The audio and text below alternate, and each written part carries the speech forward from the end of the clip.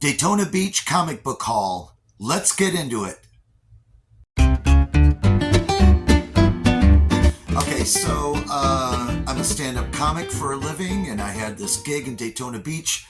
Kind of a drive. I live in St. Pete.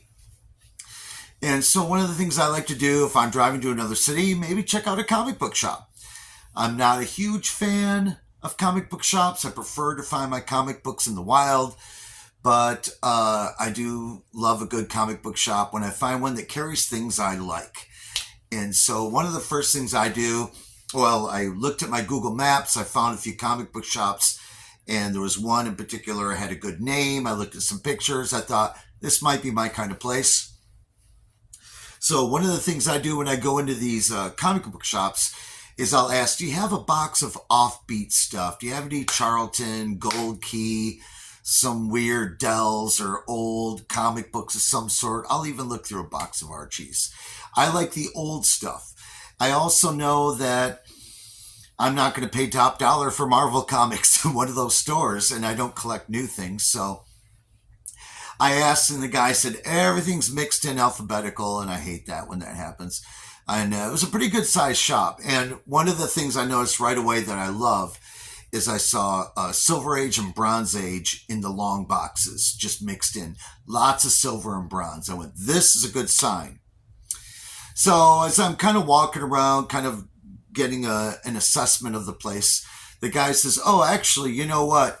I got a couple boxes of Gold Key comics. Are you interested in those? And I am. I love those. And he said they're mainly Disney.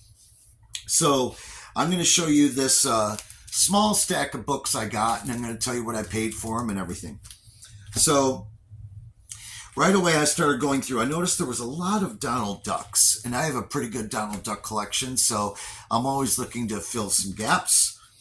So I grabbed this one, Donald Duck. Try and get the glare off it if I can. This is number 81, and it's in decent shape. It's okay. It was $8. And I was missing it. And then I found Donald Duck number 83, and it was $10. And it's in okay shape. Not really good, not really bad. This is more than I would normally spend for a comic, but I was in the mood to buy. Then we have Donald Duck number 95. Also a gap in my collection. This was $6.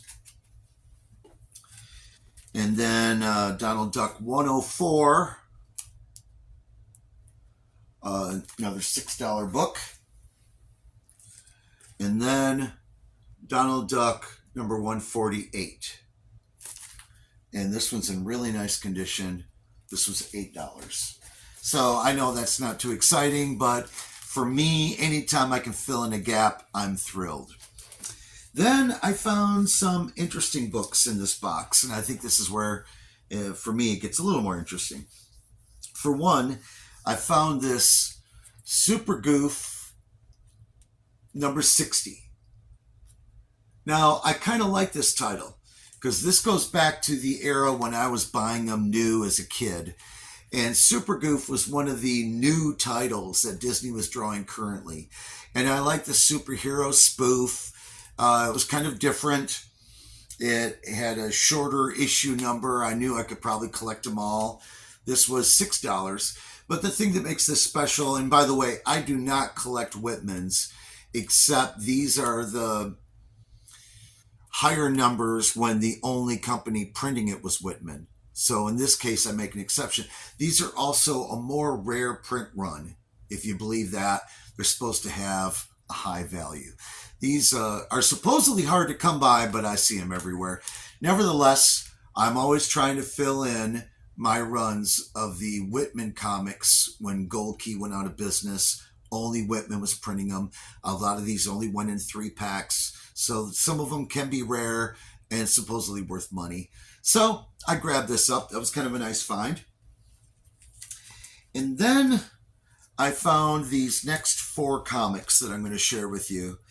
And these are of particular interest to me because these, I don't know if you can see this. This is Christmas Parade number 7, in pretty good shape. painted cover. But what I like about this, if you notice at the top, bonus giant poster inside. So I found a few of these that said they contained a poster. Now, 99% of the time, this poster has been torn out of the book. It's missing. So whenever I find these books with the poster, I always grab them up.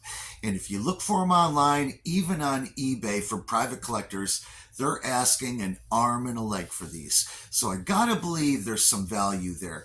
I know for myself, they're kind of rare to find. So when I find one with the poster intact, I mean attached to the spine, I grab them up every time. So I started noticing a few of these in this box that said bonus poster inside.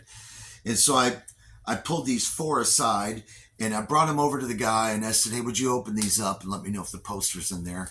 I know comic book shop owners get a little freaky when you open their books up and stuff. So I just gave them to him. And when I handed them to him, he said, I'd be willing to bet the poster's inside and attached. And I said, why do you say that? And he said, because the guy with this one came in as one solid collection, and this guy was very meticulous about his books. And boy, was he right, because these posters were intact, still attached to the spine. So here we have, in pretty good shape, I'd say it's a fine plus. Christmas Parade number 7, as I said. It has some small color breaking on the spine, but not too bad. And the poster is intact. So that's wonderful. Then another Walt Disney's Christmas Parade, number 8, with the poster attached to the spine. Oh, by the way, that last one, I think that was, I think it had $20 on it. And then this one, also $20. And again, a little bit of wear on the spine. Not too bad. But, you know, if the poster's there, I'm willing to be a little lenient. So those were 20 apiece. And then I found this one, and I don't... Oh, yeah.